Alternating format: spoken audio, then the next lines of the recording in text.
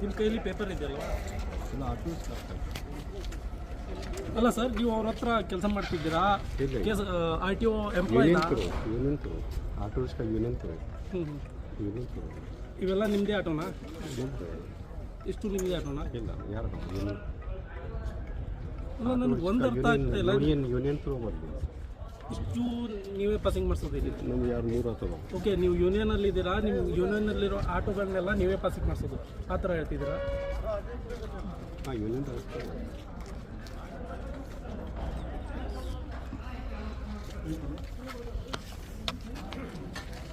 ನೋಡಿ, RTOಗಳಲ್ಲಿ ಈ ಏಜೆಂಟರ ಒಂದು ಹಾವಳಿ ಹೆಚ್ಚಾಗ್ತಾ ಇದೆ.